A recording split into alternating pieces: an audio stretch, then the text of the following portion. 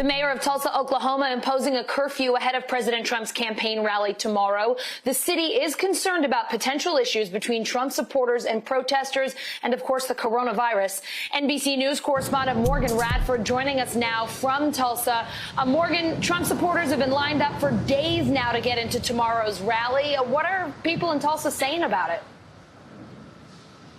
Well, right now, Allison, we're standing in the historic Greenwood district, and you can see behind me, this is part of the Juneteenth celebration that's been going on. And this was planned, of course, before the president was intended to come. But this is a day that they are celebrating the freedom of those final slaves in Galveston, Texas, and neighboring Texas. But it also comes on the heels of them honoring the legacy of that Tulsa race massacre that happened back in 1921. We had 300 black people in this city die, 800 were hurt, and 8,000 people were left homeless when a series of white looters came into this area and tried to destroy it. This is the heart of black life here. So historically, this is where they called it kind of the Black Wall Street. You had more than 30 blocks of movie theaters and bustling businesses and a place for black people to convene. And that's why these people are having fellowship here now.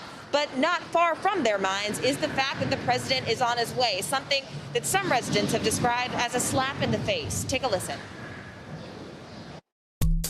Explain to us, how do you feel about the president's visit? How do you feel about the timing? And what message do you receive? Well, first, again, as you stated, it's a slap in the face to the black community, the history of what happened back in 1921, the race massacre. Here, you're on holy ground. A lot of people died. Men, women, children, burned. White mobs, Sinclair Oil, dropped bombs on businesses, on homes, churches. And for the president or his staff or whoever to plan or schedule a rally on a day that we celebrate freedom, and being the 99th year of the race massacre, it's a disgrace. It's beyond bitter. It's hurtful, and a lot of the businesses are very disappointed in his decision making to have a rally right here in Tulsa, Oklahoma, which a lot of people don't know that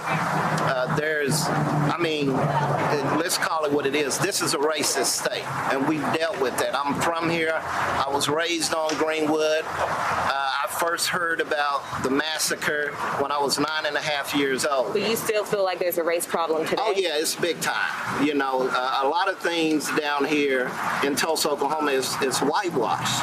We don't get the fair treatment. There's a lot of redlining down here. I mean, look at what we have left of Black Wall Street. This was Greenwood Historic District. And so it's an insult. This highway here was deliberately put here to divide the community, to push the black community out of Greenwood. You heard Mr. Harris talk about those disparities that he feels still exist. Well, they're also supported numerically, because if you look at unemployment, black residents here in Tulsa have twice the rate of unemployment. And when you look at black poverty, it stands at a rate at 34% here compared to 13% for white Tulsa residents. Allison. Morgan, I know there are also health concerns here as well, and not only that this event was originally scheduled to be on Juneteenth, but also that it's happening in the midst of a coronavirus pandemic, a pandemic that we have discussed many times is disproportionately affecting black Americans. That's right. I mean, and so the reality of it is the city has tried to do some things to make sure the residents can stay safe. They've blocked off certain streets, certain areas of the city around the Box Center where that Trump rally will be held. But also, when it comes to the fact that people here, they're saying, are we really safe, right? There was supposed to be a curfew that was set originally for 10 p.m. to 6 a.m. The president just tweeted within the last hour saying that the mayor of Tulsa spoke to him and said that there will not be a curfew for the people attending his rally. So there's still questions in the air as coronavirus cases continue to surge. I mean, this area has seen the highest spike consecutively in terms of days in recent days. So that's definitely something that's on everyone's minds here. Allison? Morgan Radford in Tulsa, Oklahoma, thank you so much. Hey, NBC News viewers, thanks for checking out our YouTube channel. Subscribe by clicking on that button down here and click on any of the videos over here to watch the latest interviews, show highlights, and digital exclusives. Thanks for watching.